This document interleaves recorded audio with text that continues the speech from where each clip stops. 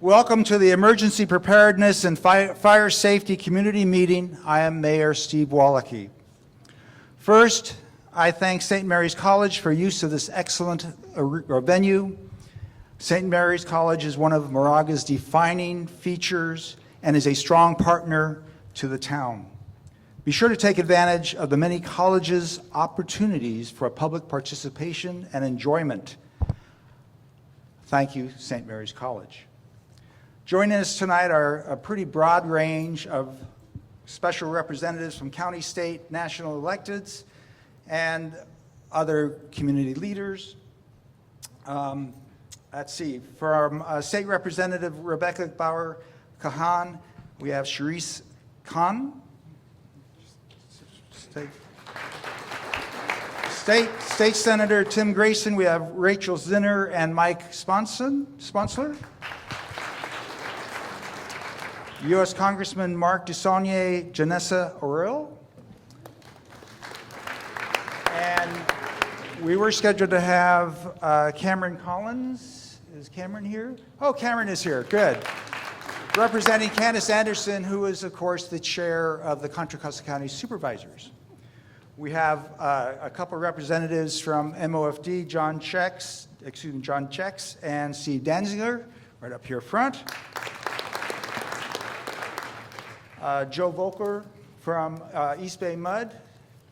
Joe? Oh, there you are. And yes, and also, let's see, did Latika Malani get here? Mayor of Orinda? Not yet, okay.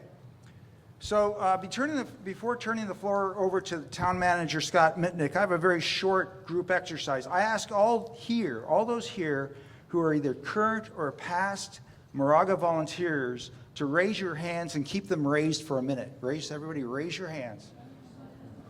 Okay, yeah, this includes the town council, school boards, commissions, committees, foundations, service clubs, CERC, Scouting, Moraga Citizens Network, Firewise, PTA, MEF, all other volunteer organizations and individuals I have not named. Okay, you can put them down. Thank you.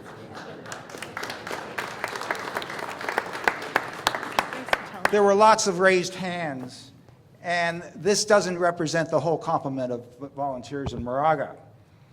Please, this volunteer spirit testifies to the commitment of the residents to our community. As we learn about and discuss emergency preparedness and fire safety tonight, and subsequently in due course, follow through and take action, I strongly encourage all to pursue this as a community-wide opportunity and responsibility. We will succeed by acting collectively as a community. I recognize and thank Moraga staff, including our town attorney, for their excellent support to our residents. I now turn the floor over to the town manager, Scott Mitnick.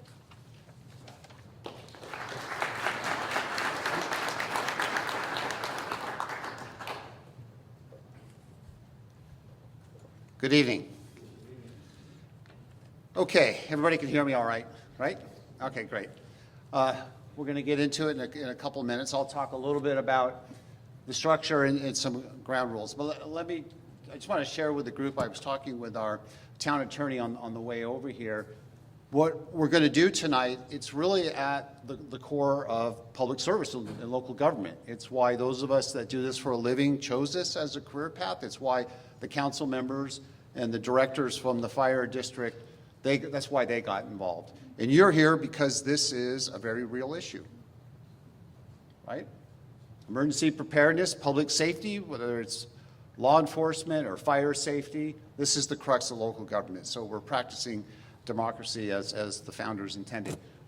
Okay, so for this structure, you're going to hear from the two chiefs, the Moraga Orinda Fire District Fire Chief and then your police chief. They're going to give a brief overview of their areas of expertise, and they're going to bring you up to speed on some of the public safety issues. And then we're going to turn it over to everybody in this room. You'll have plenty of time to ask questions, make comments. And we do need to be done by 8 o'clock. because that's the agreement we have with the college to use this room, all right?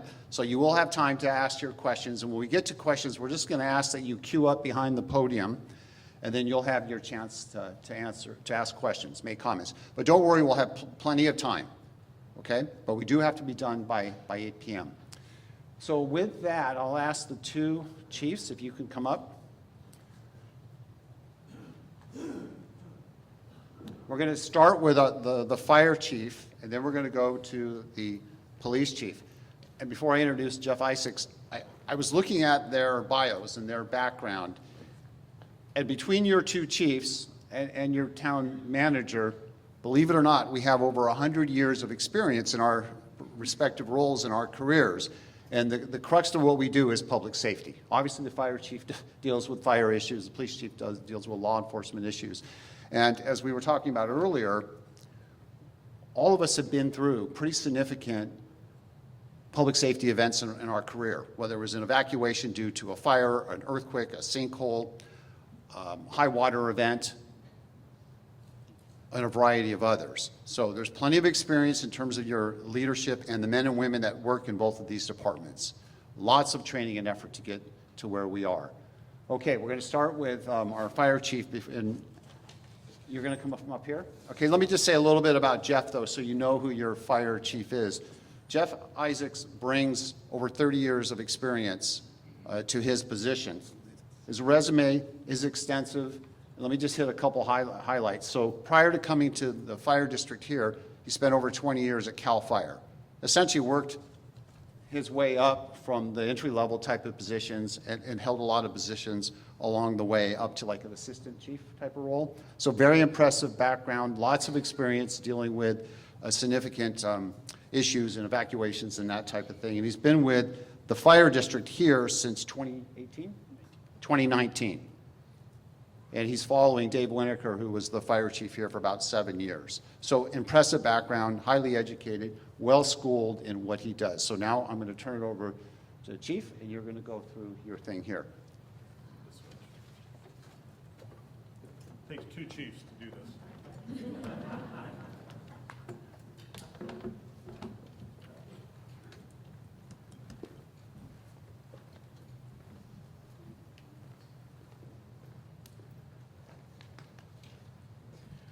Alrighty, good evening. My name is Jeff Isaacs, and I am your fire chief. If you ever have questions, you can't hear me. How's this? So, my name's Jeff Isaacs. I am your fire chief. If you ever have questions, comments, or concerns, my door is always open. My staff is there to assist you.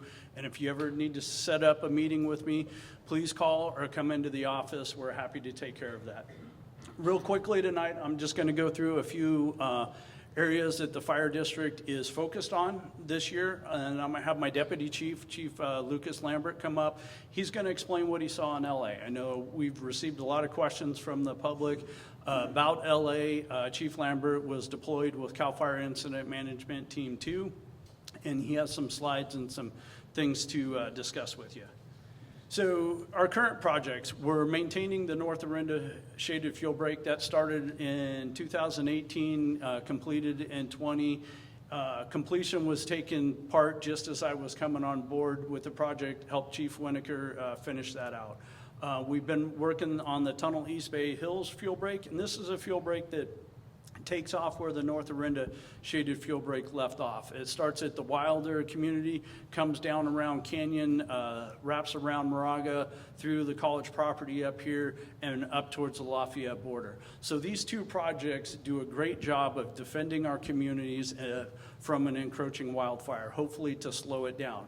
A fuel break is not going to stop a fire. A fuel break is not a fire break. It's a fuel break. It's something that we use to disrupt the fire pathway and to slow that fire down so we can get in there and take offensive or defensive actions.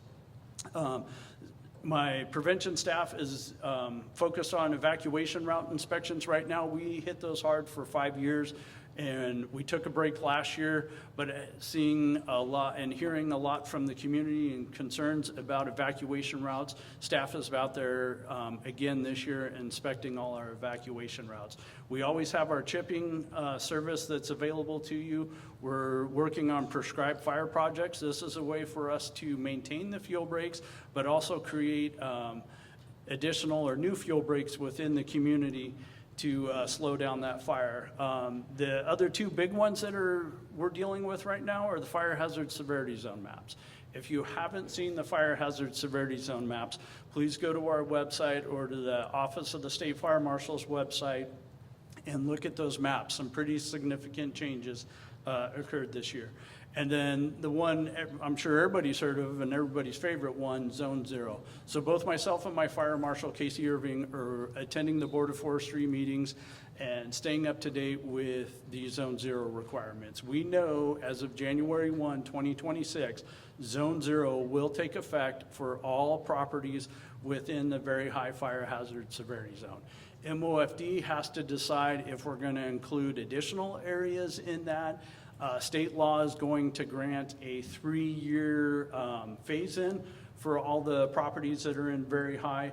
So my board and I have to have some discussions, and I need to present some ideas to them on how we go about enforcing and inspecting for Zone Zero. So I encourage you to attend our meetings, send comments in. We want to hear from you, the public, before we enact anything. Here's an example of a prescribed fire project that we did in Orinda, and it's just a really good view of what we're trying to do by removing that vegetation and creating some more defensible space. We have the roads that act as fire breaks. Now we have that area that's been burned off that also acts as a fire break. And if it butts up to or it joins defensible space next to homes, we have an added buffer there to protect our community. MOFD has a wildfire prevention strategic plan. We have 7 lines of effort. The first one is external fuels mitigation projects. Those are our fuel breaks, the North Orinda Shaded Fuel Break, Tunnel East Bay Hills Fuel Break. The internal fuel mitigation projects are the ones I just showed you. The prescribed fire project, this is also defensible space that you do next to your home. We do wildfire pre-planning. That's where we're maintaining our fire roads. We are getting with our partners, East Bay Mud, Con Fire, East Bay Regional Parks, and we're pre-planning for that emergency event. We do evacuation planning. This is where we tie in with our partners in law enforcement, both Orinda PD and Moraga PD. We sit down, we have meetings, we have exercises. We walk through step by step of an evacuation process. We do building code updates. This year is a building code update year. The updates happen every 3 years. One of the biggest changes that we're going to see in January of 26 is what has been known as the home hardening or the ember resistant code requirements in the building and residential code are now being pulled out of those code books and they're being put into their own code books. So we will have a new code, the Wildland Urban Interface Code, that MOFD is going to have to enforce. We do a lot of community outreach and education, and we're always looking for ways to improve on early detection and notification. Here's an example of a North Orinda shaded fuel break. As you can see the fuel break fill in there, this is to help prevent a fire coming from the undeveloped, the Briones area, into our community. This is one of the fire pathways that we have where fire will get established in North Orinda. We also did this with the Tunnel East Bay Hills fuel break to prevent fire from impacting into Moraga as well as Orinda. So this will help us by modifying that fuel, slowing that fire down, giving the MOFD resources and other resources a chance to take action. Here is our inspection priorities for this year. The yellow are the evacuation routes. These are the main evacuation routes that we are focused on. The pink areas are our targeted inspections. So if you live in one of those neighborhoods, we're going to be out starting June 1st. Up on the top left there, that's the El Toinel neighborhood. Then you come down to Moraga, there's stuff that immediately adjoins or abuts the Lafayette Reservoir Camp Lindo neighborhood, the homes along Ream. Those are areas where fire has a chance to get established in the undeveloped lands and make its way into our community. And I'll turn this over to Deputy Chief Lucas Lambert. He can tell you about what he experienced in Southern California.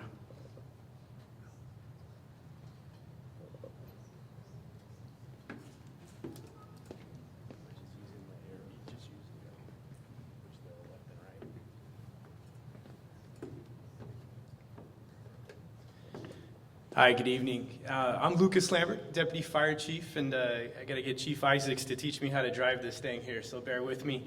I want to set the tone here for what we experienced on January 7th, 2025. So this is a snapshot of the weather service for the weather that was actually a few days after on January 12th. So imagine communicating with communities that just experienced very significant events between the Palisades and Eaton fires, that they could experience the same thing over again. I put this up, this weather is very similar to what we experienced on January 7th, and then a couple days after. But this is called a particular dangerous situation. And when we speak, many of the terms that we use, we take them for granted in industry terms. So when we say fuel, we mean anything that can burn. When we say home hardening, we mean that we're protecting our homes. And when we say particular dangerous situation, I think that speaks for itself. Many of us are familiar with red flag warnings. This is the epitome of a red flag warning. Okay, this is the highest peak of a red flag, if there were levels.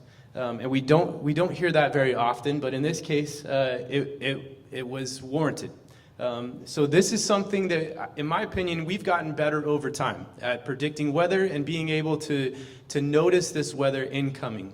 And on behalf of California Incident Management Team 2, I was responded to the Palisades incident as a member of the management team to support with the efforts there. While I was there, we saw a number of different events, many of which were the first for me in my career with what was happening.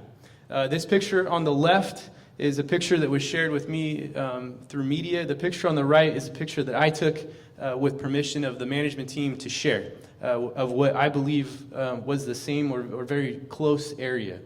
So I want you to imagine that this fire was blowing with wind behind it and dry conditions that caused the destruction that we are aware of now. The ember cast is largely what drove this fire. As I was there, my mission is to first mitigate the incident, lives, property, and the environment. But also to bring back of situations and things that we learn while responding to assist these other communities and apply to our home agencies. So we're often asked, what can we do?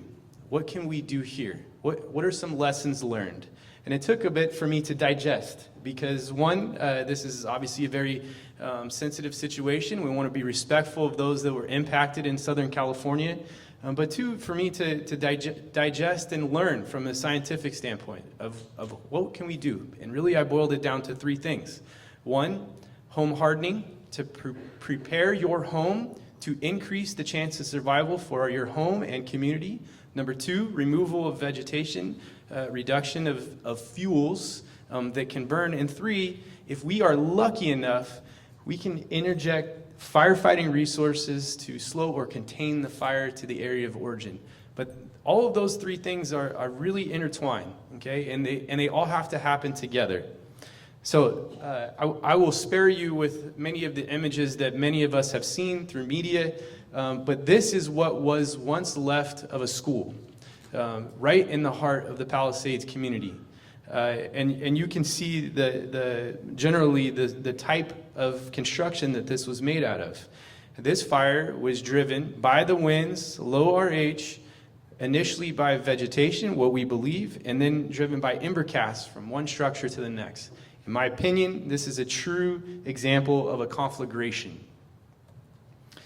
This is an image that was taken from media. I apologize, it's a little hard to see with this lighting, but this is a bulldozer that is moving cars out of the way on the roadways. For many of us, this was some of our early images on TV. Did they have an evacuation problem? You bet. Were there water supply issues? Yes. Were there firefighting issues and aerial aircraft issues? Sure. Did all of these things that are predictable in these incidents did happen? So what can we learn? We can learn to pay attention to the weather forecast, heed the warning, listen, prepare our homes, remove vegetation, follow your local ordinance for those guidelines, and prepare for these types of events. Unfortunately, we are seeing more frequent events of these low humidity, high wind events throughout our state and beyond, and critical, particular dangerous situations involving weather. This slide, again, I apologize for the lighting, but the picture on the right, or the image on the right, is a home that is on fire, okay? This area was an area that, actually this was a video that was sent to me by a homeowner where we decided to take a stand. And the home to your left was an area that we felt that we could make a stand and make a difference and protect that home. It had good clearance. There's some combustible wood furniture that we removed from the rear of the yard and brought it to an area that was open and clear. So to make that stand and hold the fire to that home to the right. And this is the outcome, as you see. So unfortunately, the neighbor's home to the right burnt. The home to the left did not. And what you can't see from this picture is there's a home in the rear, or correction, there's a pool in the rear of the home to the right that we used to draw some water from and help us fight the fire, contain it to the area of origin. So this is just a few images that we learned and that our firefighters have brought back to our own communities. We use these images to inform, to educate, as we are always learning of how to prevent these incidents before they happen, but if they were to happen, to get better and to heed the warning. Thank you. I'm going to turn back over to Chief Isaacs.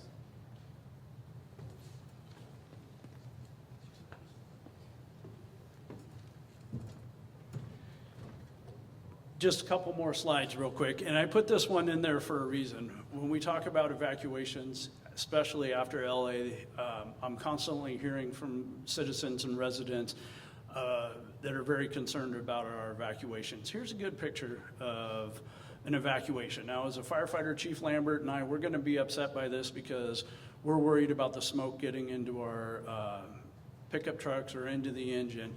We see this completely different than you're going to see this. And we understand that. You guys are going to see this and go through this scenario.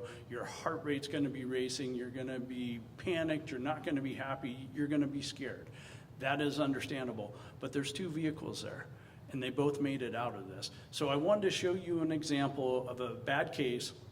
This isn't a worst case scenario. This is a very bad case.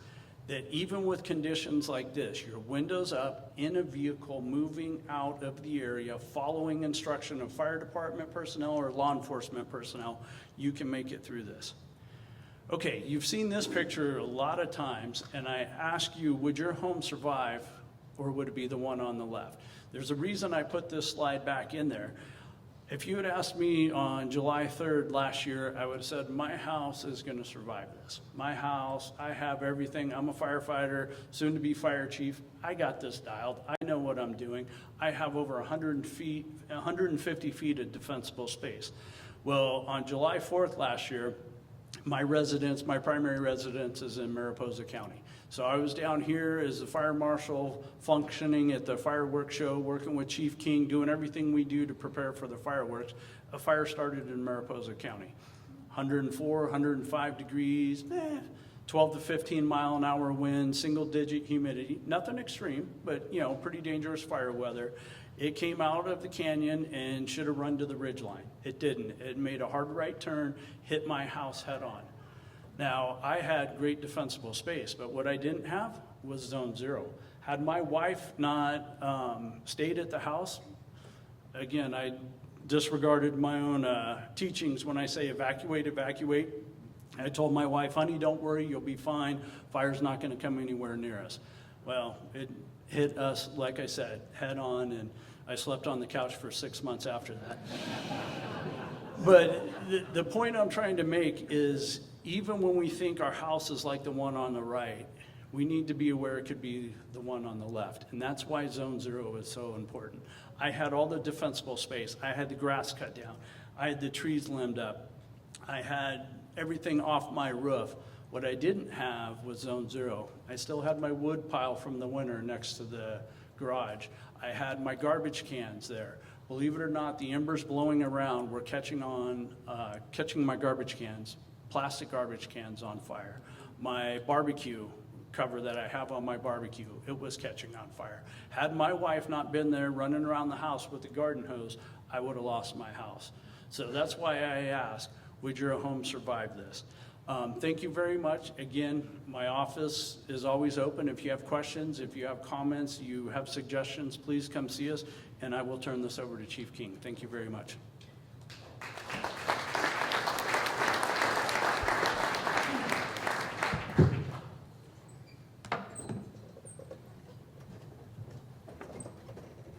Okay, as we turn it over to John, I'll say a couple words about his background, but as you can tell, we have a great partnership with the fire district. We work hand in hand oftentimes on a daily basis. You all set? No, any glasses? There we go. Okay. You will have time for questions of these gentlemen. And by the way, as mentioned, you are free and encouraged, if you have questions that you don't ask today, call these two gentlemen. They will make time to meet with you in person, talk to you on the phone, talk to you through email. They're here for you. Okay, so for our police chief, pretty impressive career. You attended both Cal and St. Mary's. Yes, I claim dual citizenship. Dual citizenship. So it's like returning home for you, almost. Okay. So Chief King has been in this business since 1982. Long time. Lot of experience. So he started out I actually stayed and worked at UC Berkeley, right? As cadet, and worked your way up, and then went over to the East Bay Regional Parks District and worked his way up from a police officer all the way up to lieutenant. Right? And then ultimately came over to Moraga, and has been with Moraga for about 7-8 years. Going on 11. Going on 11, time flies. So he's been the chief for about 8? 9 of those years. So I'm going to turn it over to Chief King.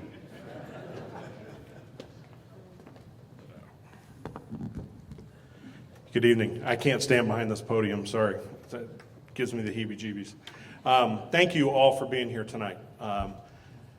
We have an incredible community, and this is just indicative of that, how many people we have here, and we got a lot of calls from people who couldn't make it but wanted to ensure that they were going to be able to watch this later. And so this is obviously being recorded, and different from a normal recording, the town's made special arrangements to have the slides from the PowerPoint embedded in the recording. So anybody who's watching it off of our website starting in the next week or so will be able to see the whole thing, not just look at the talking head, which I think we all appreciate. I obviously want to thank my boss, and I want to thank our council who are here tonight supporting the efforts that we do each and every day. I can't thank them enough. In addition to my partner in crime, Chief Isaacs, who it's fantastic to have such a great partnership. Of course, there's all the jokes about, he teases me about how many donuts I eat. I ask him how often he polishes a fire truck and all that good stuff. So, this whole topic is scary. Many of you may have heard me talk about, I live in Clayton, and we live at the end of a court. We back onto open space that's owned by the city of Clayton. Well, the city of Clayton's budget is worse than the town of Moraga's budget. So when you talk about resources to maintain open space and everything, they just aren't there. So they'll come in and they mow about 10 feet of this tall grass that's next to my fence, and that's it. So when we talk about the work that we have to do to harden our homes, I go out every year with my weed eater and one of my neighbors said, "Did you ask the city for permission?" Nope. I go about 100 feet up the hill with my weed eater. And when you talk about, my house actually just fell into one of the very high fire severity zones, so which my wife and I celebrated by unfortunately removing this beautiful crepe myrtle that was right next to our house. And boy, is she not happy that I got to pull all the mulch away and put rock in. And she's like, "That's really not the look I'm looking for." Well, I'm looking for less charcoal. So that's kind of where we landed. I also want to compliment our mayor, who has taken the steps to harden his home up in the Campolindo neighborhood, and has the most beautiful aluminum fence that looks just like his wooden fence. And a couple of the other people I've talked to in Campolindo neighborhood have done similar things with their fences to make sure that there's no wood, touching, and he has 5 feet of clearance from that combustible material. So leading by example, Steve, thank you. So as we start to talk about evacuation, when I was creating this and figuring out what I wanted to talk about, it's like, okay, what is it? And this was the best definition I could find. And then just a reminder that, we're talking about wildfires a lot right now for obvious reasons, but there are a lot of other reasons that we may call for an evacuation. We may have an earthquake and have to evacuate a certain part of town, or shelter in place. We have trucks coming through. We could have a hazardous material spill. We saw what happened with the sinkhole, and we've had to call them once in a while for law enforcement incidents. No fun. But the most important thing as I was thinking about this is I think a lot of people point at the town and say it's your responsibility, this whole evacuation piece. And the reality is, as much of it is. But the other reality to that is it's actually a dual responsibility between the town and our residents. We all have to prepare for this. We do a lot of preparation, and our residents also need to be doing a lot of preparation. And there is a lot going on in our town. We can always do more, and I think with some of our new laws coming forward, we're going to have to. But we need to do that. So when we give, there are 2 types of evacuation notifications that you might receive. And the first is a warning, and that is essentially, hey, wake up, we may call for an evacuation of your area. And what we will try and do, and any time we're going to call for an evacuation, is that we are going to try our very best to give you as much notice as we can. And that may involve a warning. And what we're telling you is get ready to go. And now you have a decision to make at that point in time. When my parents lived in Reading my dad was there for 65 years, and they had to evacuate in front of the car fire. What was that, 2018? And it ended up about a quarter of a mile away from their house. My good friend Roger Moore, who was the police chief at that time, was out coordinating evacuation efforts as his house burned to the ground. So when you get that warning, you need to take it seriously. We're giving you a heads up. When the order comes, it's time to go. It's not time to spend 15 or 20 minutes gathering stuff. It's time to get the heck out of Dodge now. And again, we're going to do our very best. There's not very many guarantees in our business.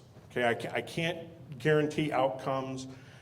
Nobody of any occupation in this room can guarantee an outcome that I know of. What I can guarantee you is this. If we have an emergency, we're going to move mountains and do everything that we possibly can to make sure everybody knows, that we notify everybody. And we're going to do our very, very best to give you as much time as we can to get out. Now, hopefully, we're never going to have to cross this bridge. That's my Pollyanna piece. But the reality is, as we talk about fires, we talk about earthquakes, anything like that, it's not if, it's when. And so because of that, we need to be ready either way. So how does an evacuation happen? What do we do? So the first thing that we do is the fire department and the police department essentially become joined at the hip. We call it a unified command. And so you'll see if you are at the command post of any kind of major incident, we may be at the back of a pickup, we may be in a fully command post vehicle, we may be in a building someplace. But we are together. And we're together because we need to have that open communication continuously, so there's no delays. If you have done any research, we talked about the Palisades fire, and in the early moments, about the first hour and 45 minutes, one of the things that I noticed in listening to the review of a lot of the things that happened is that law and fire there was a lot of confusion going on. A lot of that's because you're looking at two pretty large agencies, LA City Fire and LAPD.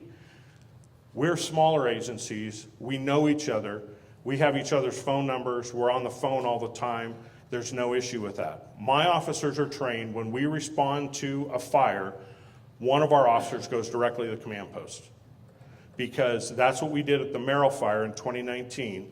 And so simply when we saw the fire starting to turn, and Deputy Chief Lambert was right in the middle of that, and it was his team that really worked to stop that fire from getting into the neighborhood. But what we did is, our officer was right there. Chief Winokur, our fire chief at the time, turned, we need to evacuate zone, whatever it was at the time. We've renumbered a few of them since then. And so my officer went directly to his evacuation planning book. It was in its infancy. He looked at the zone, he called our dispatch center, and the evacuation notice went out in less than 10 minutes. And that was an early version of the plan that we have now. So that's why we're together all the time. We also will make joint decisions. As we're looking at an incident, if we see fire starting to move, the fire chief, the police chief, or the incident commander on both the fire and the police side will make a decision about what we need to do. We need to issue orders to certain zones. We need to order warnings to other zones, and to do that. And then, of course, then we have to facilitate the movement of those evacuating to a safe area, and we do that through traffic control and planning. So, how do we notify you? The number one way is through the community warning system. Please, everybody who's enrolled, signed up in the community warning system, please raise your hand. Thank you. That's huge. In La Miranda, we have the largest percentage of households enrolled in CWS of our total.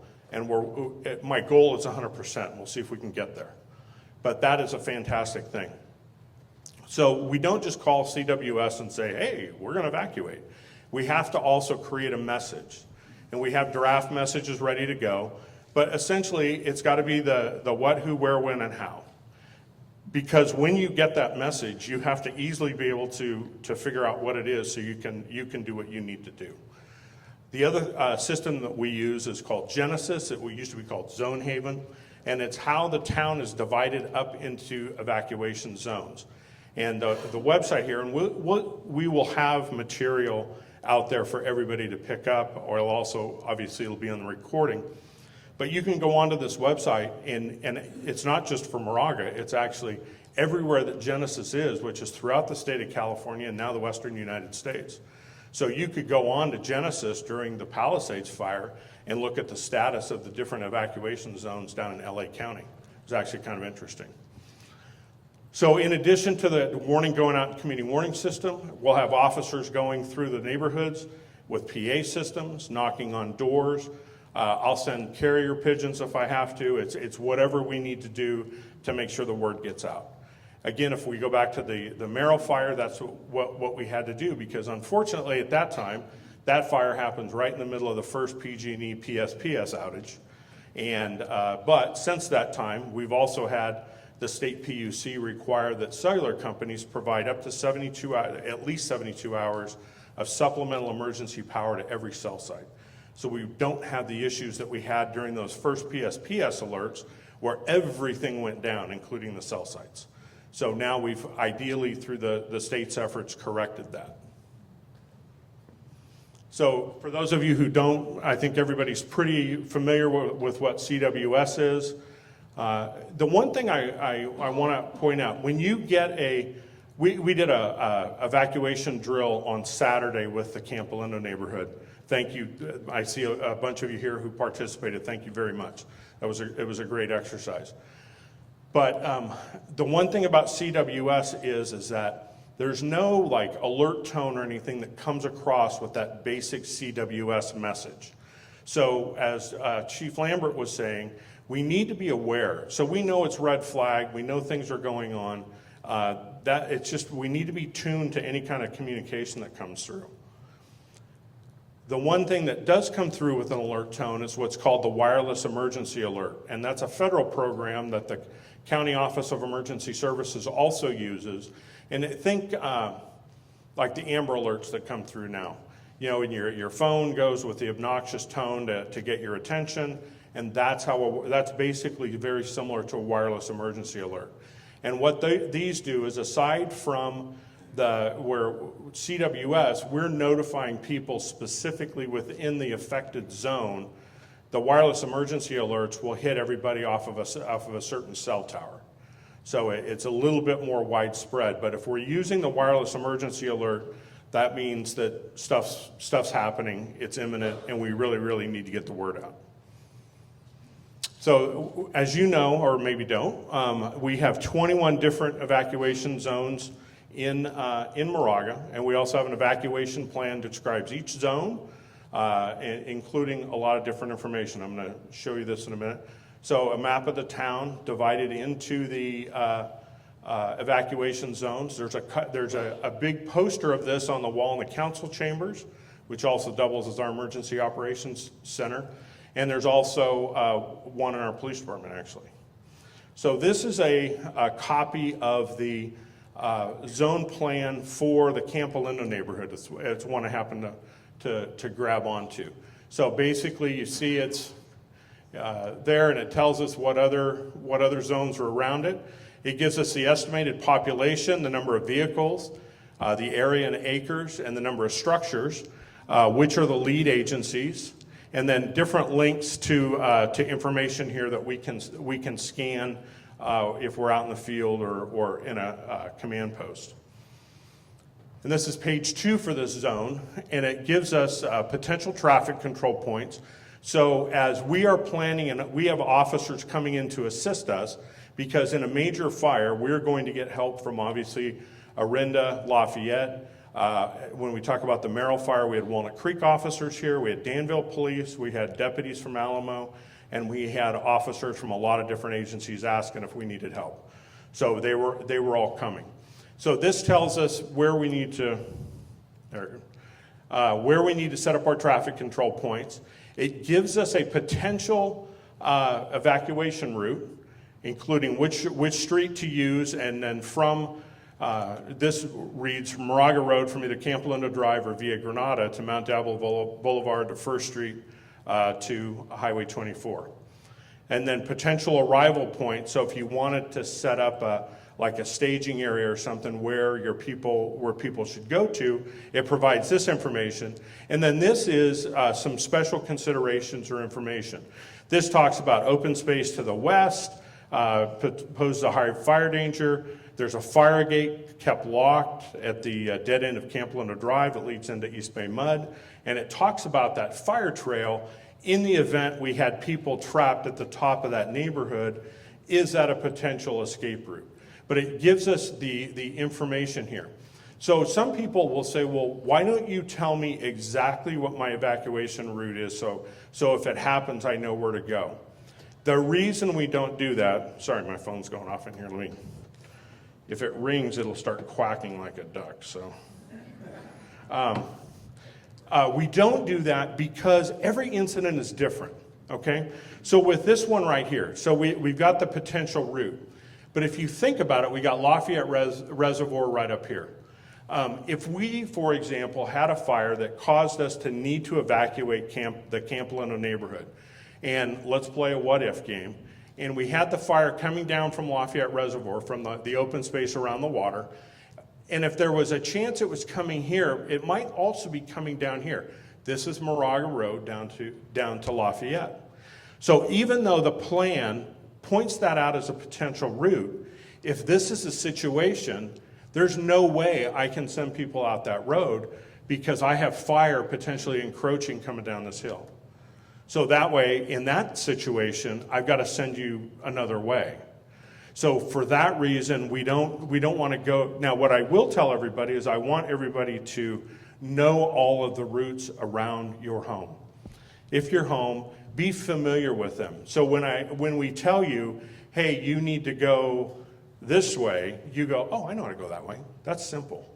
And you've practiced it, and you know how to do it. So let's talk about the first part of preparation, and that's our part. First of all, we have established an evacuation plan, and as I spoke about the one on Saturday, we also do evacuation drills. Now we've done a bunch of different kinds. The one on Saturday actually involved, we had 127 people sign up for it, and people actually got the alert at their home and actually evacuated out of the neighborhood. And it gave us a chance to see the impact on the street. We got to watch the lights. We actually saw an issue with the traffic signals at Camp Alindo and Moraga Road, and I've already talked to our Public Works Department about that. And so the drills give us a lot of information. What you don't see in the drills, because we also do a virtual evacuation drills, and we do what we call a kind of a management level drill, is we're notifying all of you. But what we're doing in the background at our command post is we have our police officers, our firefighters there working through the problem. And so they're working the problem as if it was a real deal. And they're making the decision about who to evacuate, when to evacuate, what order we use. And so we have provided training to all of our police officers. We've provided training to most of Lafayette and Orinda, and our firefighters train all the time. And so it's not just someone sits behind the curtain, flips a switch, and says, oh, zone whatever, you need to evacuate. No, it's actually a 360 exercise that we work. We're also working on some traffic-related projects that I'll go into in a minute. I talked about our training for our police officers. We also ensure that everybody's trained up in the use of the incident command system. So as we're interacting with other agencies at these scenes, we actually speak the same language. We know what's going on.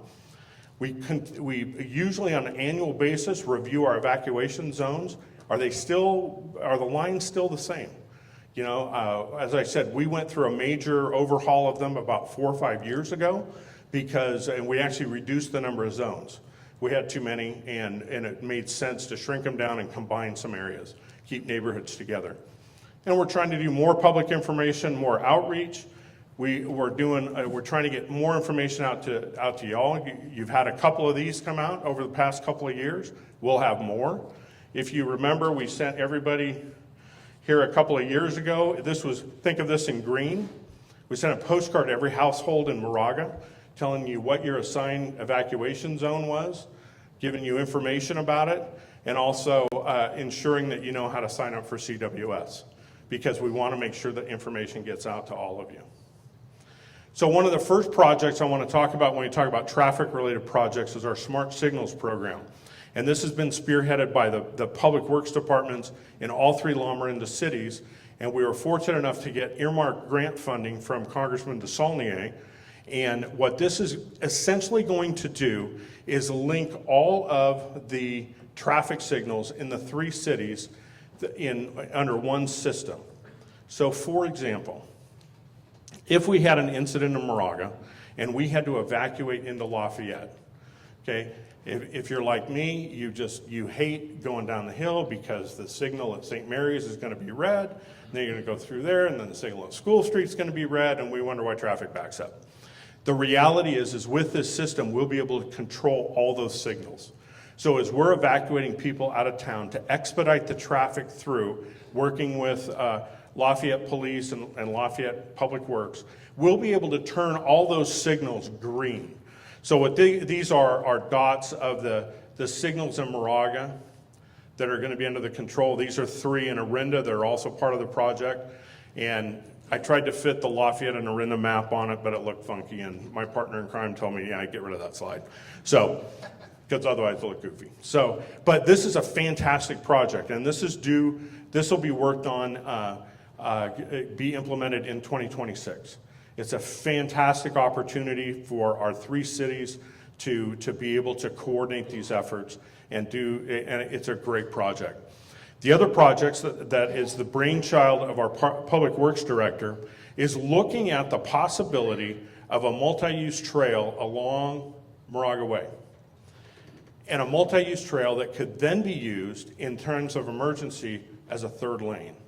So that would potentially give us 2 lanes outbound and 1 lane inbound. If you remember, one of the first drills that we did when I became police chief is, those of you who live in Moraga Country Club, we did a contraflow drill on Moraga Way.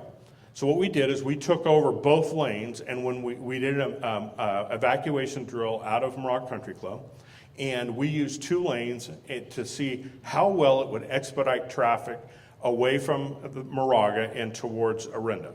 And it was fantastic. It worked great. However, it was super labor intensive. We took like 85 of us to pull it off, and cones in every driveway and all sorts of good stuff. So in looking at this, Sean Knapp, our Public Works Director, said, I think there's a better way here, and let's try this. So he has authored the paperwork with the help of our town manager. It's been submitted to the Congressman's office, and we'll see if he has a certain amount of funding that he's able to garner during budget years, and we'll see if we qualify for that. But that would be a fantastic. And think about it. Multi-use trail, you get the bikes off of the 2-lane road during all sorts of traffic. It's safer for the bicyclists. People who want to walk, you want to walk to the Orinda BART station, you now have a trail that's off of the pavement. It's a fantastic idea. So kudos to Sean.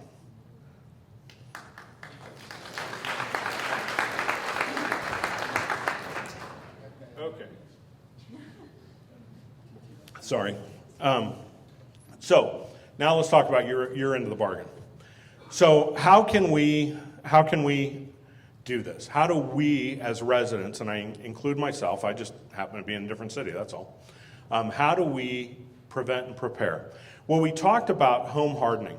And when you look at the history of our fire district, the one major fire that we had that got going was a house-to-house transfer. What was that, Lost Valley up there?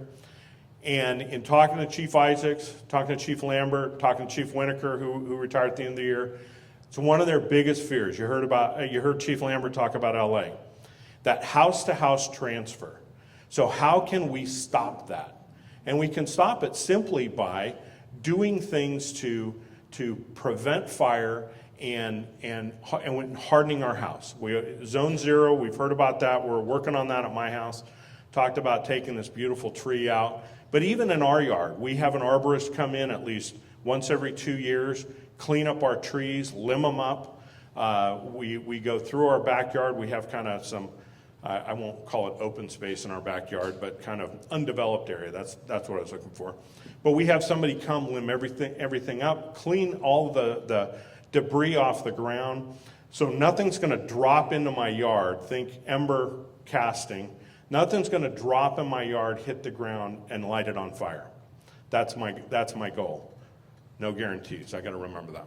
But and then our fire district has programs where you've got gutter covers. You can put in the very fine mesh screens on your attic vents and under your house vents to prevent embers going in. And then if we pull the combustible material away from our house, we're hardening our home, literally. The other piece is neighborhood work. MOFD has a great chipper program. I want to compliment, I know a lot of neighborhoods are doing a lot of stuff. Camp Alindo, sorry, you're on my mind right now. The Camp Alindo neighborhood has done some incredible work. They've organized their neighborhood. They will get a court together. Everybody do all your trimming at once. MOFD brings the chipper over because they've made prior arrangements for it. Everything gets cleaned up at once. We're reducing the fuel level in there. We've got a lot of neighbors there, as I pointed out before, with the different fences and everything, that are doing a lot of things to ensure that fire doesn't transmit. I mean, my wife and I have a deal. I said, if you have to evacuate and I'm not home, the last thing you do before you leave is open the gates and block the gates open. He goes, why is that? I said, so when the fire runs down the fence, it's got a 4-foot gap, it's got to jump. because we haven't had a chance to replace our wooden fence next to the house. But it's little things like that that help us. The other thing is, in our households, aside from the exterior, how about the inside? How many of us have go bags ready to go? I can tell you my wife and I don't. We had that conversation this weekend. We drove up to Butte County yesterday for a family thing, and we're coming, and this was, she knew I had this going on tonight, and so we started talking about stuff, and I said, we don't have go bags. We have like emergency bags with water and some stuff like that in it, but we don't have a true go bag. We don't have copies of our documents. We don't have a bag for our dogs, so if we're gonna scoop the pooches, we gotta have that together too. And if you have, especially if you have cats, oh my gosh, gotta have pet carriers. My folks, I told you they evacuated, thank goodness they had pet carriers, because their cats went nuts in the car, because they knew something was up. Animals pick up on us. So the other things that we need to be doing is registering for CWS, know your zone. So when you hear, because you may hear communications going on, oh, they're evacuating zone 14. Where the hell's zone 14? And then you realize, uh-oh, I'm zone 14. What am I doing? And then you hear the PA announcements going on. So do that. The other thing is, what about neighbors that you might have with special needs? Or if somebody in your home has special needs. Do you know your neighbors? So if, for example, if you have somebody in your home with special needs, whatever they may be, and you're not home and your neighbors are, have you talked about that? And so they might come over and scoop up your person with special needs. I had a great conversation with a lady on Saturday about that. Your car, where are the fuel or if your electric vehicle power levels? I working for the Park District for 29 years and driving all over 2 counties, I'm telling you, half tank is empty at my house. So you got to do that. And then the other thing to do, if you haven't done it, is the Lawmer and the CERT group puts on an incredible series of classes, all about emergency preparedness, all about helping you to prepare and help your family to prepare. And that's their website right there. We've got other information out there. It is fantastic. It's a series of 8 courses, 8 evenings over the course of a couple of months. It's worth every moment. You learn a lot of stuff from first aid to how to move debris to all sorts of good stuff, and that will help you prepare. So what about when the call comes? All of a sudden, your phone goes off. For those of you in the Campolino neighborhood, like it did on Saturday morning at 8:49, because I called 2 minutes early, sorry. Have a plan. What are you going to do? And it's not good enough to have a plan and just go, oh, it's time to invoke the plan. You've got to talk about it with your household and practice it. That's why we do the virtual evacuation drills. Because what we ask then is that when you get the notification, that you get ready to go. You do everything but drive out of the driveway. But if you practice that, because let me tell you, if we have to make that call, I was having a conversation with one of the battalion chiefs of the fire department, and he goes, it's going to be a blank show no matter what we do. And he's right. You saw the photos that the fire chiefs put up. There's going to be smoke. There's going to be fire. We're all going to be scared. Hell, I'm going to be scared. And it's going to be a mess. We're going to do our very best to have people out there directing traffic and everything, but all of us have to practice. We have to plan. People ask us as police officers, why do you go to a 28-week academy? It's only 16 when I went, but to a 28-week academy and a 16-week field training program. And then they're still on probation for another year after that. And we're constantly training. We have perishable skills training we have to do all the time. Why do we do that? Because in the absence of planning and training, when you are faced with a crisis, a lot of times you're going to panic. You can't panic. You've got to be ready for it. So that's why we encourage everybody, practice and talk about your plan. Gather everybody up and make sure everybody's on the same page. We all know what we're doing. Grab your pets, grab your go bags, try and do your very best to take one car. We're going to have a boatload of cars on the road. If you can fit in one, take one. If you're my family, you probably got to take 2. But And then if you have one of the door hangers, we had a Girl Scout who did a gold project a couple of years ago, and she passed out door hangers to every residence in the town, I believe, at least most of them. But one side's red, one side's green. And that way, if you need help, you can hang it, or if you're clear, everybody's evacuated, you can also hang it, because then if my folks or the firefighters are going through the neighborhood afterwards, we can take a quick look at that house and go, oh, they're good. We don't need to go banging on the door. As you're leaving, knock on the doors on either side of you. As I said, we are going to do our very, very best to do everything in our power to make sure people are notified. But some people might not hear it. Some people might be in the shower when it goes off. Some people might not hear it. We don't know. So knock on the doors of your next door neighbors. Make sure they know. Load up, and here's a big thing. Drive safely and defensively. Everybody's wigged. You know, if you get in a crash and block the road, well, other people behind you are hosed. Let's not have to have a D8 move your car out of the way. I don't know if that's covered by Allstate, but and follow the directions of law enforcement or fire personnel. It could be that when we notify you, we tell you to go to the end of the road and turn left, but conditions in that 10 minutes may have changed, and there's a police officer or firefighter down there who says, no, you got to turn right. Believe them. They're telling you the straight scoop. Get out of the area. Don't stop someplace because somebody's talked about it being used as a temporary refuge area.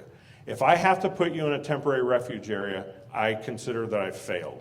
I want you to get out of Dodge while you have time. If we're notifying you to leave, please leave. And then have a family communications plan. How are you going to connect? Let people know where you're at. Here's some apps that I would highly recommend that everybody download on your phone. The first one is Nixle. That's what we use on a daily basis to just provide regular information to people. And the app is actually called, sorry about my pointer, Everbridge. And then Pulse Point is one that you can see when you hear a fire engine going and cranking the siren. You can pop up on that Pulse Point app and see what they're doing. Oh, wonder where they're going. And then Watch Duty is very similar to the Genesis product, except that it pretty much almost exactly alike. And it provides zone information throughout the state right now. It was actually developed by a couple of people in Sonoma County after the fires there. And then the other is Mobile Moraga, and it's kind of not fire related, but it's what we use in the town for people to report things that need maintenance. If you see something broken, you see something that needs addressing, you can go on Mobile Moraga and report it, and that gets checked all the time during business hours, not in the middle of the night. If something's in the middle of the night and it's hazardous, you need to call us. Here are some more websites that if you don't have them written down, obviously the town, the fire district, Loma Linda CERT. This one is Cal Fires and fire.ca.gov/prepare. There's some really great information there about how to defensively prepare your home, the things you need to do to be prepared. Then we talked about Genesis, where all the zones are, and then obviously, I think this is about the 6th time I put the catch a hint, the community warning system. So a couple of things as we conclude. Evacuation is a joint responsibility. If we're going to be successful, we got to do it together. It's that simple. But before then, let's work together to prevent these. We talked about the home hardening. We talked about being ready. All these things. By doing the work in advance, ahead of anything that might happen, hopefully we can prevent a lot of it. Most of you are already registered for a community warning system. Please ensure that you are. Check with your neighbors, check with your friends. Those of you fellow Kiwanians here, now I won't be heavily fined at our next meeting because I mentioned Kiwanis. Let's make sure all of our club members are registered for community warning system. Same thing if we have any Rotarians or Lions in here. We members of MCN, PTAs, whoever you are, check with your groups. Please make sure everybody is there. So we're gonna be available for questions here. I think my boss is gonna come back up. As I said, we're gonna post this up on the town's website when our great crew here from St. Mary's has a chance to edit and put it together. So we wanted to ensure that as many of our residents as possible could see it if they wanted. And as I said before, as you're leaving, there's some informational materials out in the lobby, including a one-page thing with QR codes. So it will take you to different sites, so you don't have to, you could maybe just walk out of here with one piece of paper. But it should help. And that's my email address. As the fire chief said, you want to come talk to me about stuff? I love it. I've had some great conversations with a few people in the last couple of weeks, including one gentleman who knows who he is, who has pushed me a bit and made me think about some things. And I told him on Saturday how much I appreciated him. But I need for people to come in. If you have questions, call. My phone number, all of the police officers and my lieutenant and I, we all have our phone numbers and email addresses on the police department website. Please don't ever hesitate. If you've got a question, come in or come knock on the door. Come to the front counter. There's been a lot of times people have just come by and I happen to have a couple of open minutes right then. Yeah, come on in. You want a cup of coffee? Let's sit down and talk about stuff. Happy to do that.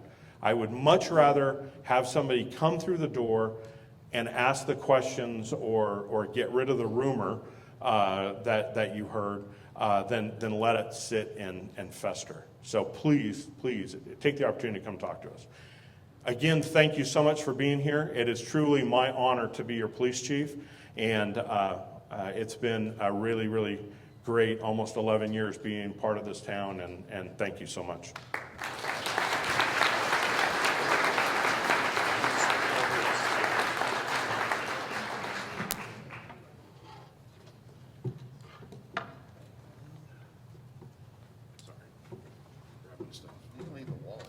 No, I'm not leaving my wallet.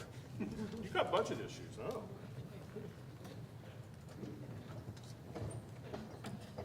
Okay, we're going to get to the question part.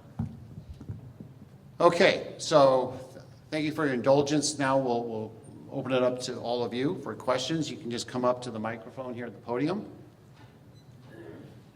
Don't be bashful, just kind of queue up. So we'll have you ask the question, and then one of these two gentlemen will be able to answer it. They'll answer it from sitting over here. Let's make sure that mic is on. Not on. Our technician will put it on.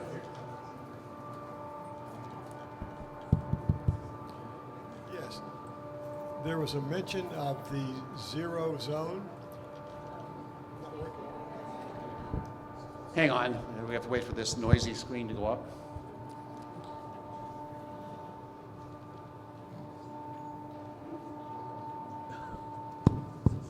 There was a mention of the zero zone and that it would apply only to the highest fire areas. Can you explain what that means, where that applies, and who has to go to the zero zone and who's in the 5-foot zone, and how do you figure that out?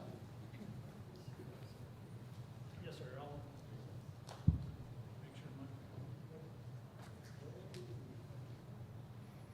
The question is about Zone 0, who it applies to, and how will the residents know if it applies to your home?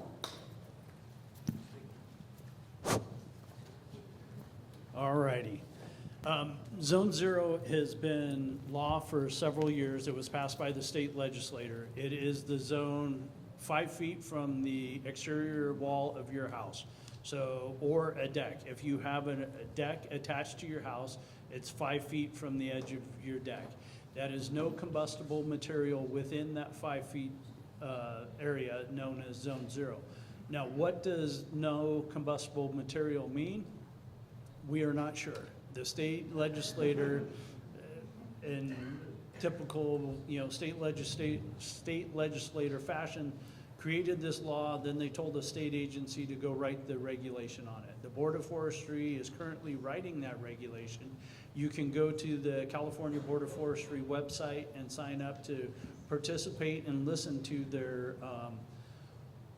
their meetings that they have where they discuss everything. They are taking public comment right now. People are upset that, hey, you have to remove bark and mulch from your house, or do you have to remove a tree? So the Board of Forestry is gonna tell us what has to happen in that area, that 5-foot area. It will apply to very high fire hazard severity zones as of January 1, 2026. As I was saying, MOFD Board of Directors, and I need to bring to them a proposal that says, do we keep it in the very high fire hazard severity zones, or do we increase it? And I'm leaning towards increasing it, because if it's important to have home hardening throughout our district, it's important to have zone 0 throughout our district. But we have to figure out how we're gonna enforce it, how we're gonna inspect it. And first, we need the state to tell us what it's gonna be required to have in that area. Does that answer your question, sir? Not really. I understand how you're going to enforce it. You're going to make us do it before we sell our homes. That's already kind of in effect, so I'm not worried about you enforcing it. The question I asked was, how do I know as a homeowner which zone I'm in, and when, and whether that's real, or whether you can come back later and change it? We cannot, so when the state creates the fire hazard severity zone maps, we cannot downgrade those areas. We can increase them if we want to. We are not increasing the areas. The first reading of the ordinance happened last week at the Board of Directors meeting. Second reading of the ordinance will take effect or happen in May at our board meeting. For you to find out if your home is in a fire hazard severity zone, go to our website, go to fire hazard severity zones. It will link you to CAL FIRE's website, and you can put in your address and it will tell you. If you still have questions, come down and see us and we will walk you through the process, and I will show you on the computer if you're in a fire hazard severity zone or not. Okay, I did that, and we were not in any zone. What does that mean for me? That means you currently, right now, zone 0 is not going to apply to you. How It about means 5 foot or whatever? That 5-foot zone 0. None of that applies. Correct.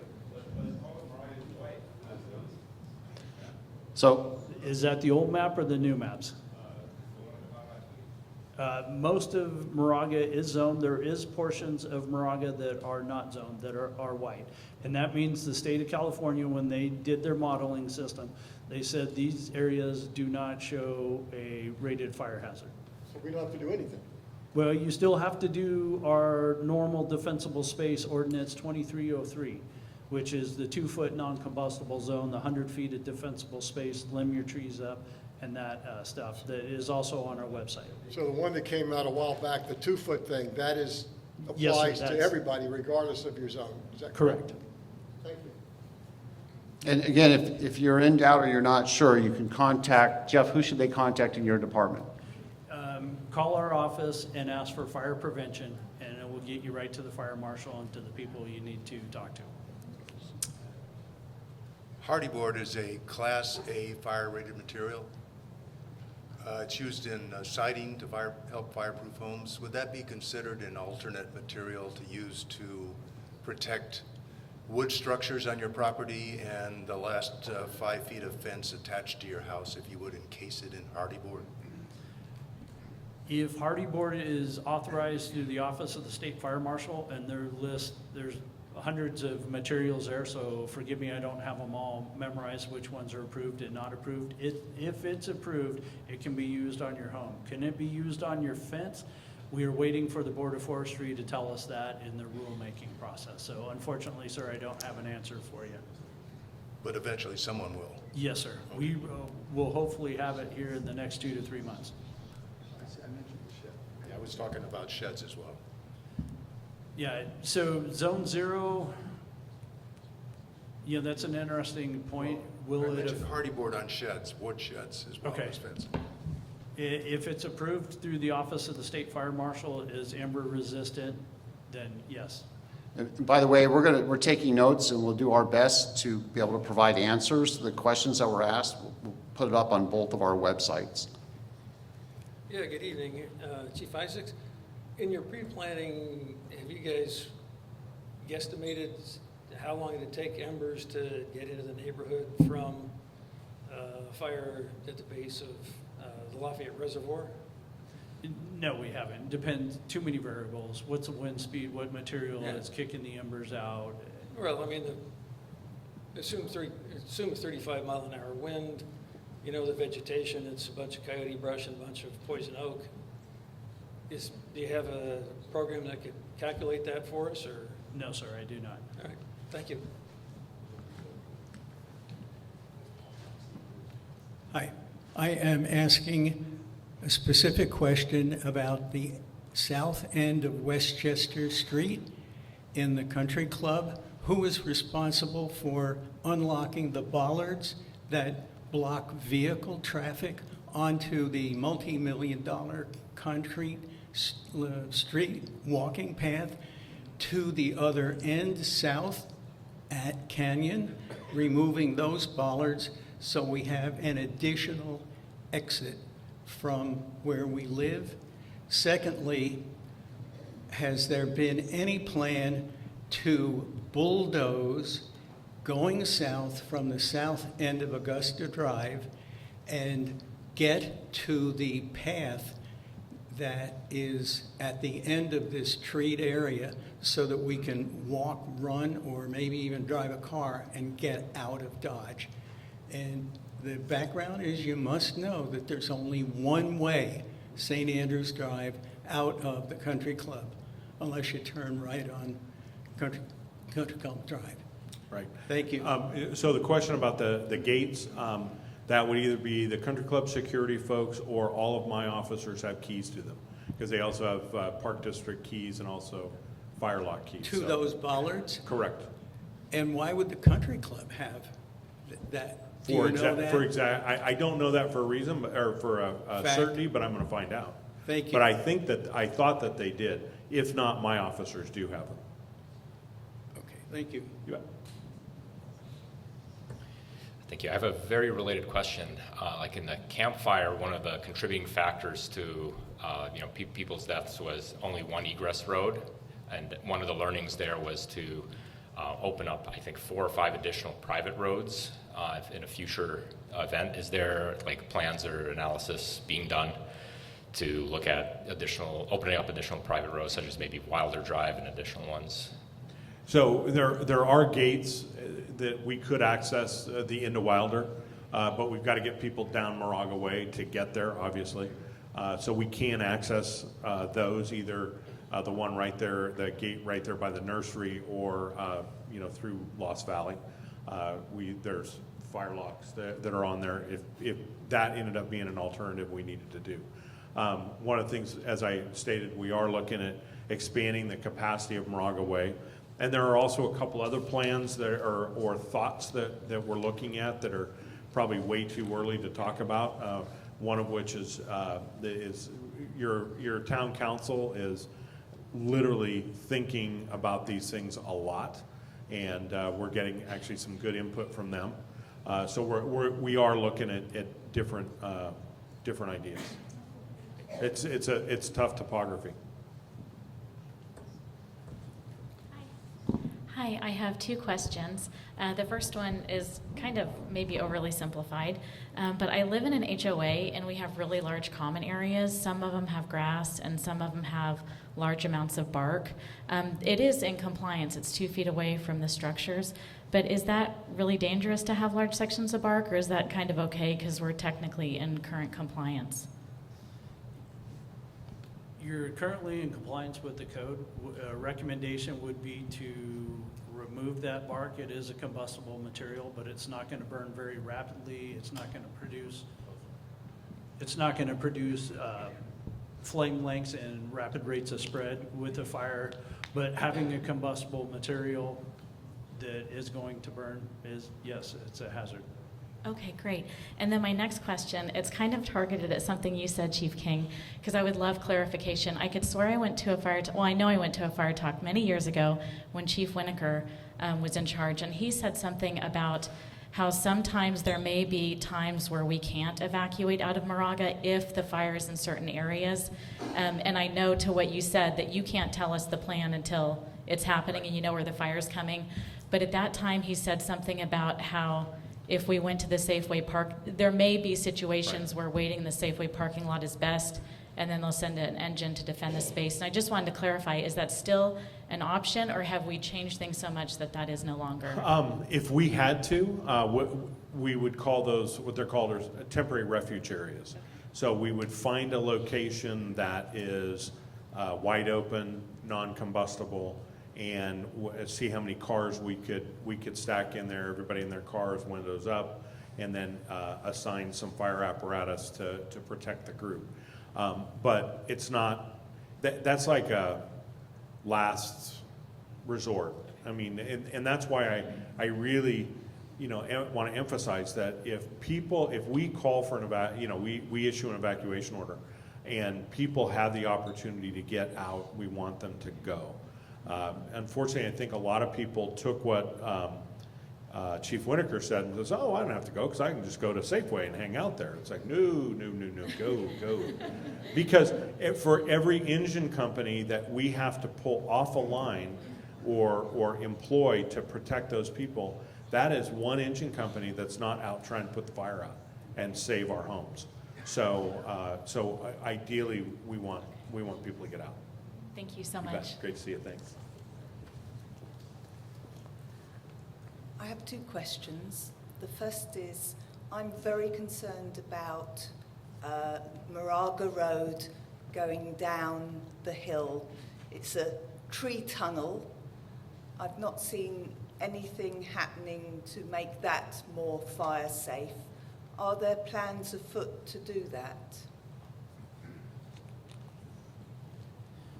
Most of that area you're referring to, I believe, is in Lafayette's jurisdiction. So I would reach out to them. I can tell you fire behavior-wise, I am not concerned of fire traveling in the tree canopy like you see in a large forest, Northern California, Idaho, Montana, some of those areas that have those lodgepole forests where you see fire running in what we call a crown fire. Here, fire's not going to travel in the crown, so as long as the vegetation is maintained underneath the trees and there's no ladder fuel, no way for that fire to climb up into the tree, it's not going to act as a tunnel of fire that a lot of people are concerned about when they see that. Does that answer your question, ma'am? I'm concerned that it's being left to individuals to work with the Lafayette Fire District. I would hope that MOFD could reach out and work together with them on this issue. Yes, ma'am. We will work, reach out to our partners in Confire and talk to them and let them know the concerns that folks have voiced about that. You're not the only one that has had that concern. And my second question is, when I looked at the fire hazard severity map, red, orange, yellow, I noticed that the Campolindo neighbourhood, which I know has done a lot of community work to harden the area, is it possible for other neighbourhoods in Moraga to follow their example and become fire-wise communities? And will that help with insurance in the future? I don't know if being Firewise will help with the insurance. I have an expert here that can answer that question for you. If you're interested in becoming Firewise, please contact us. My fire marshal would be happy to help you, and we work with the neighborhoods and will help stand you up as a Firewise neighborhood to get that Firewise designation. Nancy, do you want to answer that question? You can come up, Nancy. This is Nancy Watkins. Friendly neighborhood actuary. Very friendly. Yeah, so the question I think is, does it help with insurability to join Firewise? And I guess I'd say being a member of a Firewise neighborhood, it gives you a lot of information and tools to self-organize and educate yourselves and your neighbors.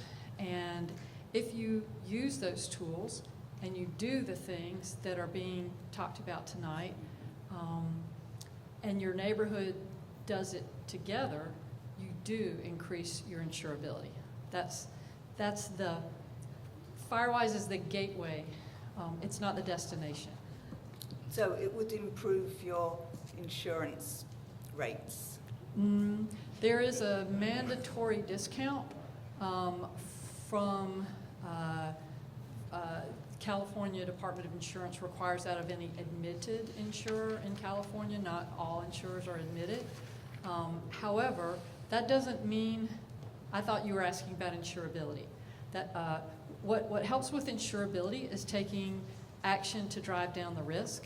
And that's, I think, what we've been focused on tonight, why Zone Zero, which none of us really wants to do, you know, even Chief King and his wife, none of us wanted to make and undo these decisions, but it actually will increase the chance that Moraga is going to be here in 10 years, 20 years, and 30 years, and at the same time increase your insurability. So getting insurance rather than being denied insurance. That's the name of the game. That's what I've been working on, is trying to promote, like, what are the steps to get the insurance market healthy again and get us to start looking desirable again as risks. And I think we have what it takes, as opposed to a lot of communities who don't have the kind of leadership that we have and maybe fewer resources.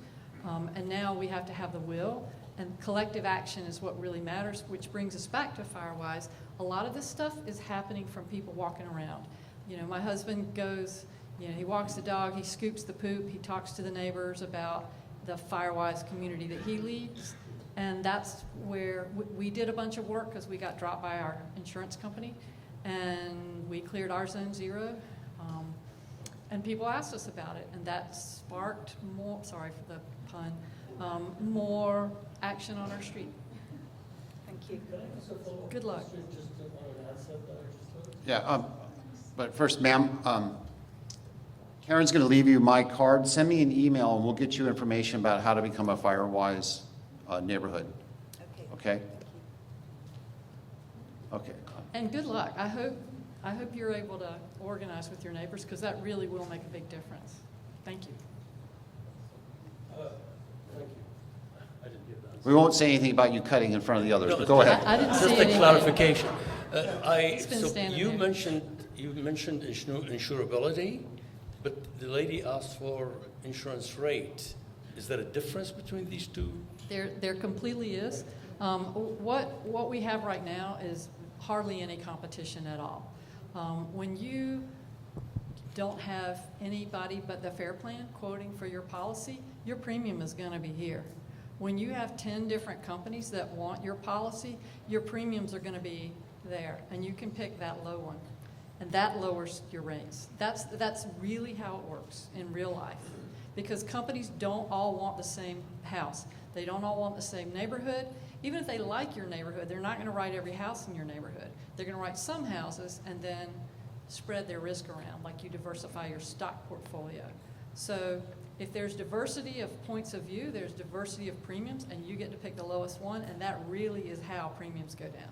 But Nancy, I think one of the intent of the question, though, is, are there examples in California where Firewise neighborhoods are established and home hardening takes place in a neighborhood, and that neighborhood then has access to not just insurance, but more favorable insurance, a lower rate?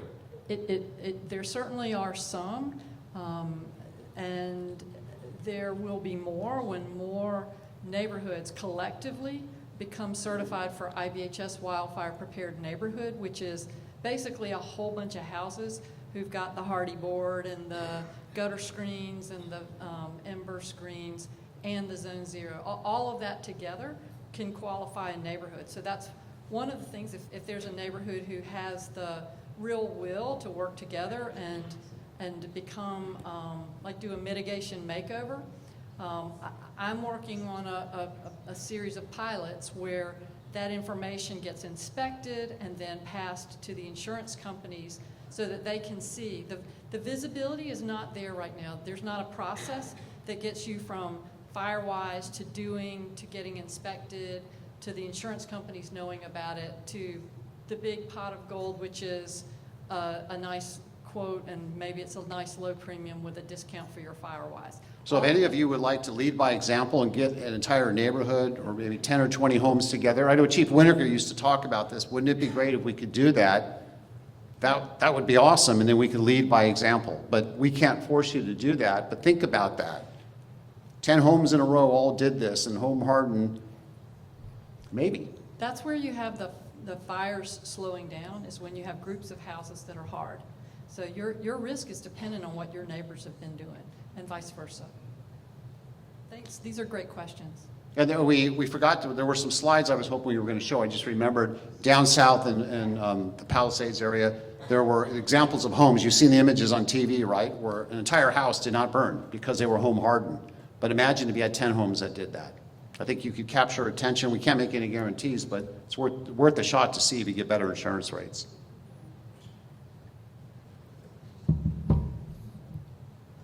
Hi, I had my biggest question is on that Zone 0 issue. And I know that a number of members of the community are going to be interested in this.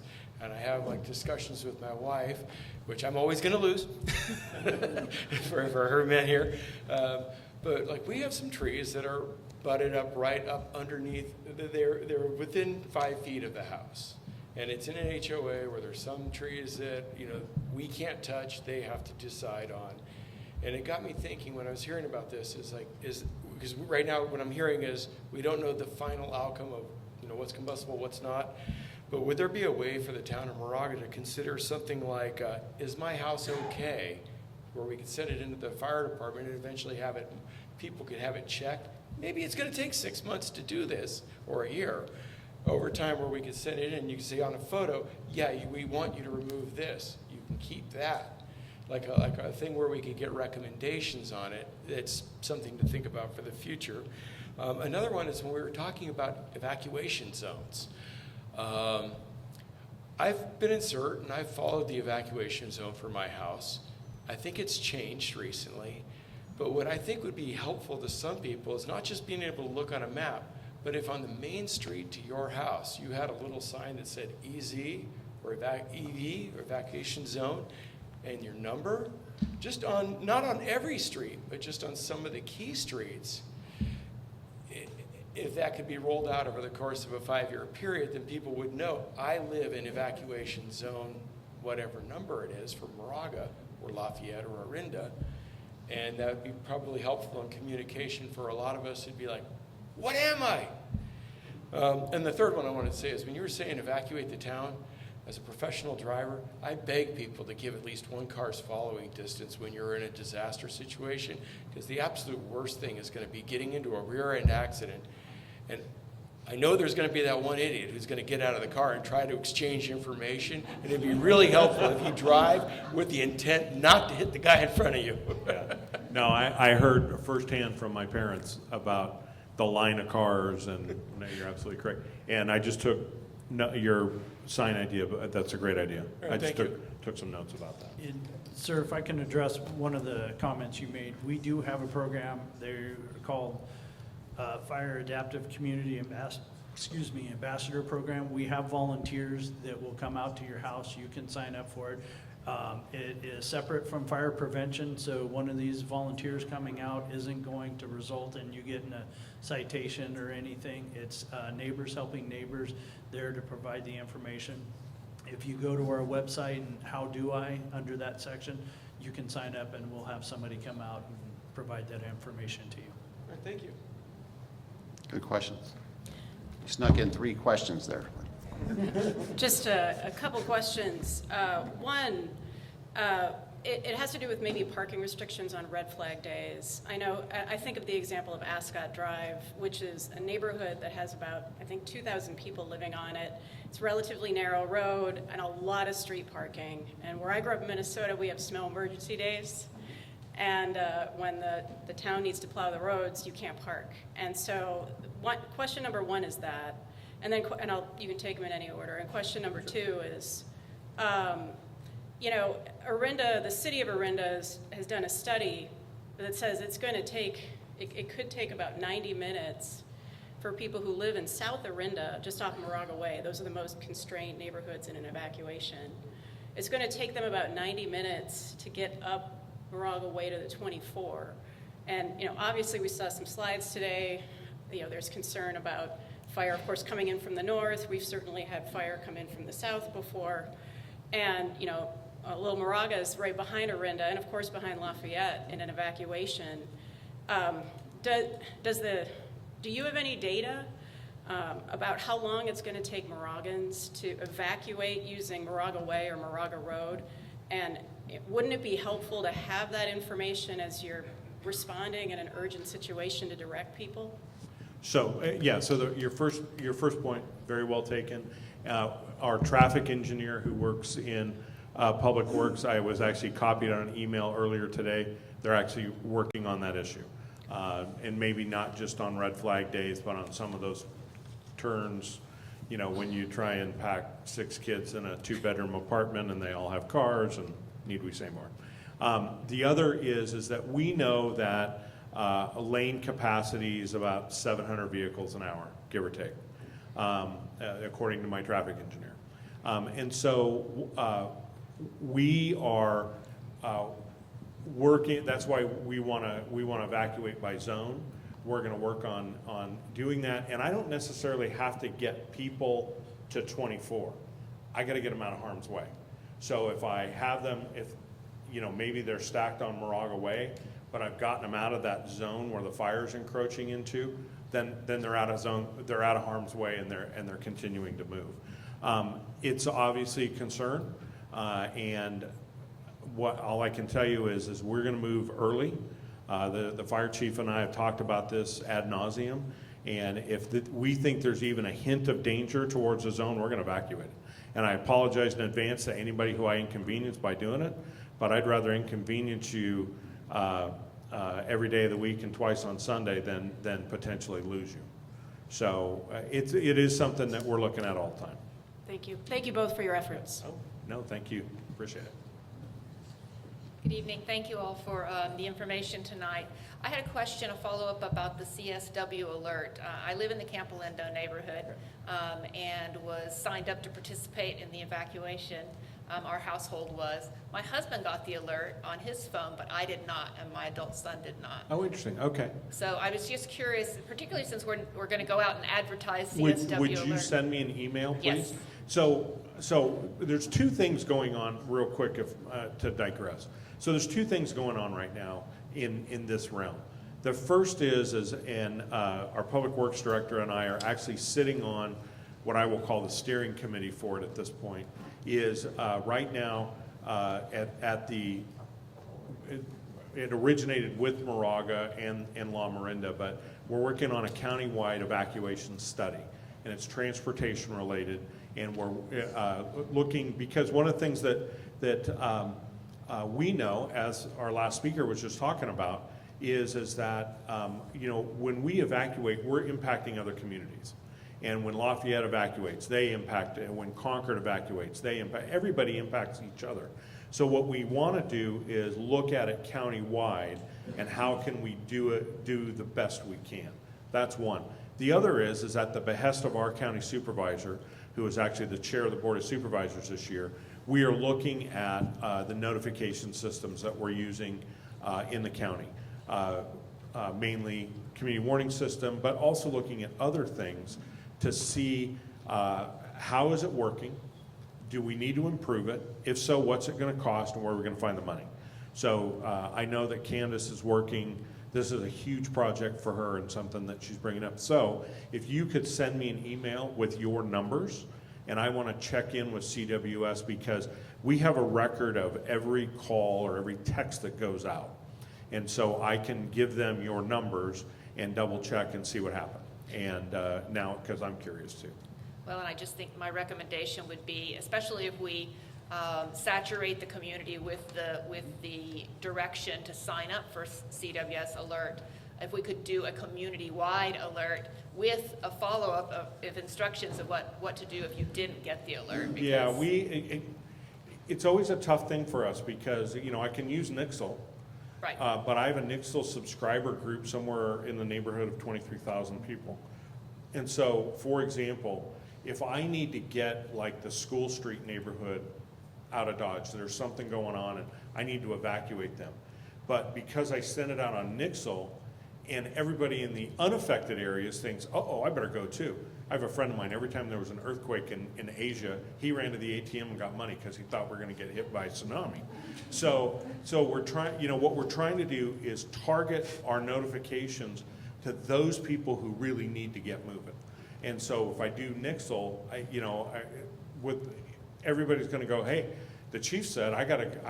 When I hear anything, I gotta get moving. So all of a sudden, I've got 5,000 people who don't need to evacuate, who are moving, and the 700 people I really need to get out, I can't get them on the road.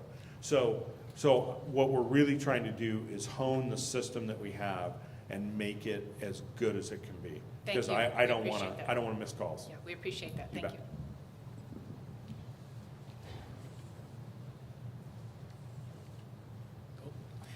you. My name is Sal Captain. I live on Joseph Drive, 1969.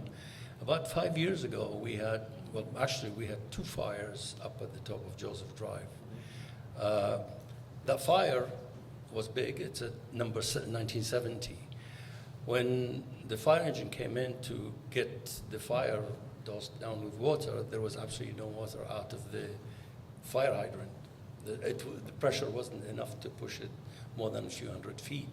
The house is about 500 feet away from my property. Has there been anything done to ensure that there is enough pressure in that fire hydrant, or did they get measured? I know in Los Angeles they had a major problem, but I thought that was a technical issue in that case. Any improvement since then? I am not aware of, I'd have to look to see where your house is and what the hydrant pressures are in that area. There are definitely areas within the community that have great pressure and great volume, and there's areas that don't. We continually work with East Bay Mud to make them aware of it, and if there are certain areas where we can ask them to bump up their pressure or increase the pumping capacity, and we work with them to do that in major events. So I will look into this for you.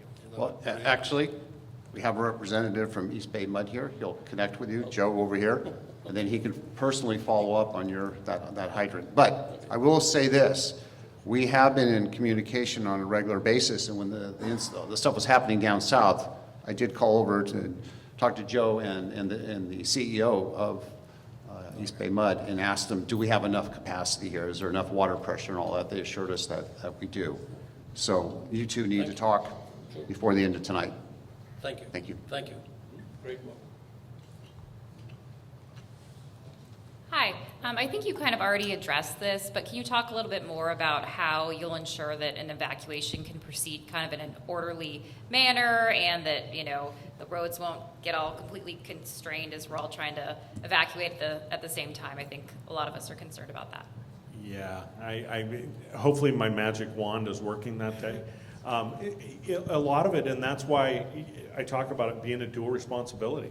I mean, we're going to do everything we can to keep traffic moving by, the one thing I didn't really point out, I did point out the traffic control positions, but we also have a list of, you know, other equipment that we need and will deploy out. And a lot of that is to ensure that we have traffic moving and we put people in the right places, and then starting in 26, would love to have them in place now, but the Smart Signals project will keep traffic flowing. We're not stopping at red lights and things like that. So what I can tell you is that we'll be out there, we'll have officers from other jurisdictions also, and trying to direct traffic. And, you know, we're, like I said, I really don't want to see video of a D8 pushing cars down Ascot or something like that, but we'll move them however we can because we got to get people out. Thank you. You bet. Hi. In my neighborhood, I have a couple of non-resident homeowners, and they're opting to pay the fine rather than do the work to follow the guidelines. What is the town of Moraga planning to do to help me out in that situation? Question one. And two, in 2026, when the new regulations hit for fences and things like that, you guys have a great program for the leaf filter and the ember screens and that. Will the town be trying to initiate a program to help with the costs of further fire mitigation in that situation?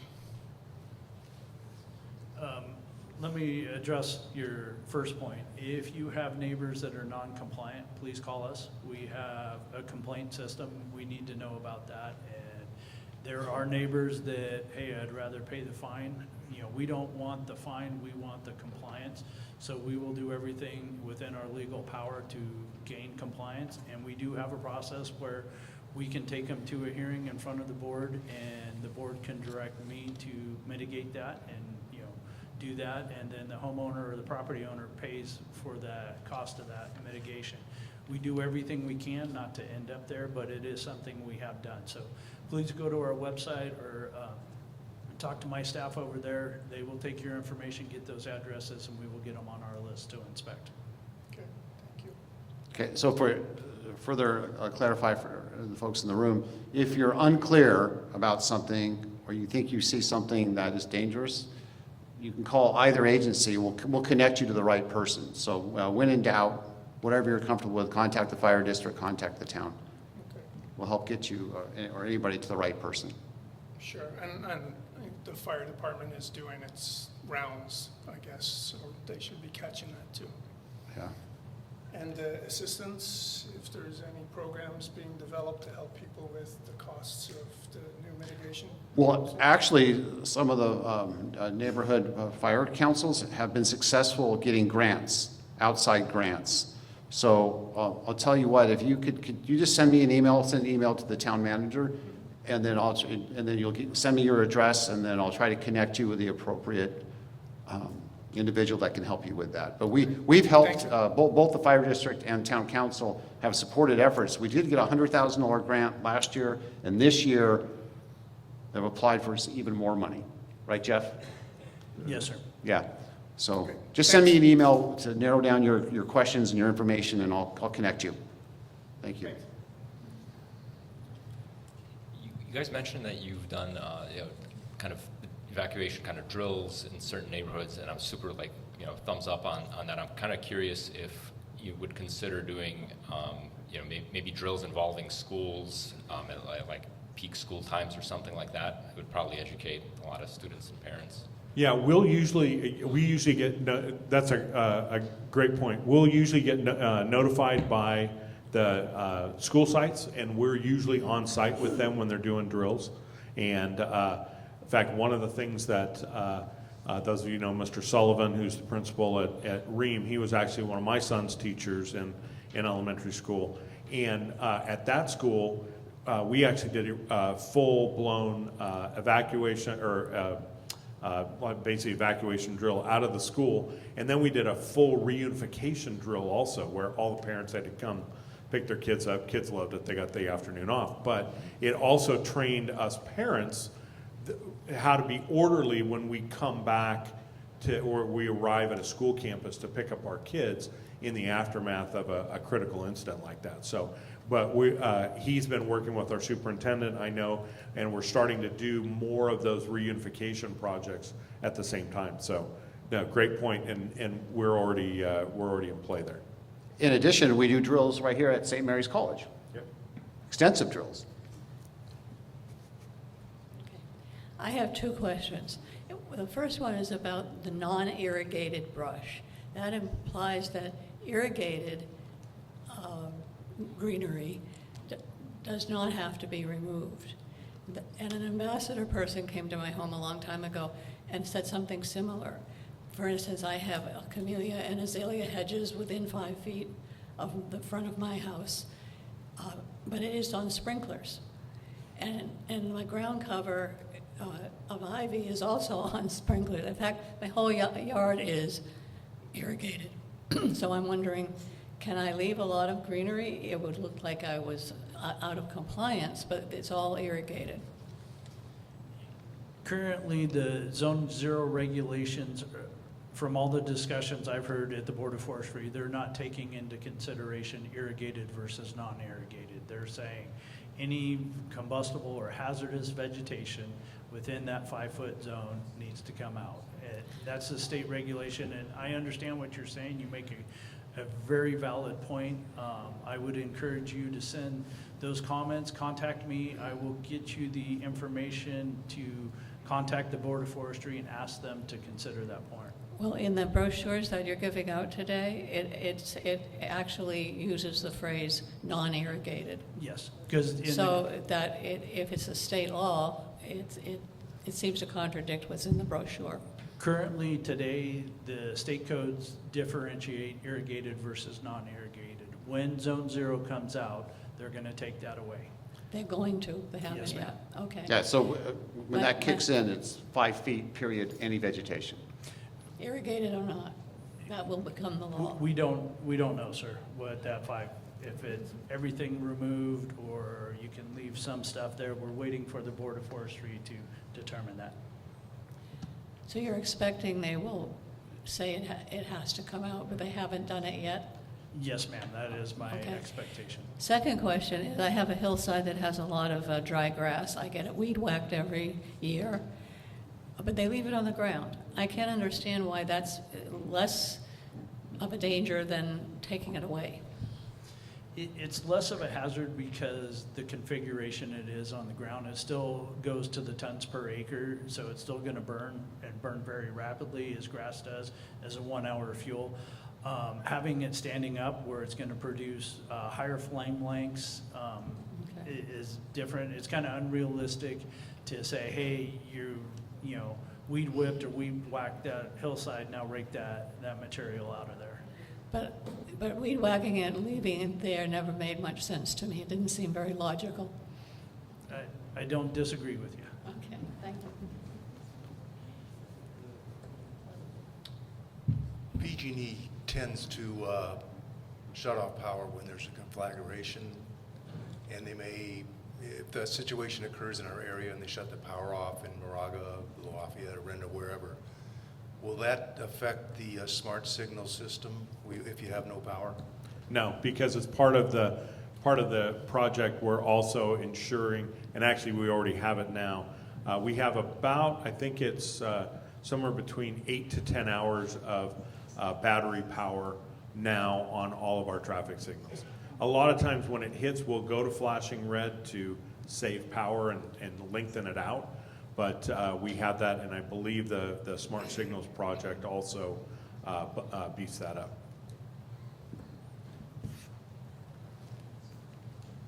Okay, you guys are right on time. Wow. Any other questions or comments? Just one last thing. So I have my lieutenant, Steve Borbley, in the back of the room, and one of our supervisors, Angela Lykos. The three of us are going to be here afterwards, as is Chief Isaacs, Chief Lambert, and our brand new fire marshal. And so if you have questions that come to mind, or if you're like some of us, like I'm not asking a question in front of 300 people, we're going to be around. Please feel free to grab us. And remember, both of us chiefs have an open door policy. Anytime you want to call, you want to come in. I try and answer every email. Sometimes I fail, and I apologize for that. But we would enjoy the opportunity to visit and answer questions and deal with whatever issues you have. And just on behalf of both of us, thank you all for spending your evening with us.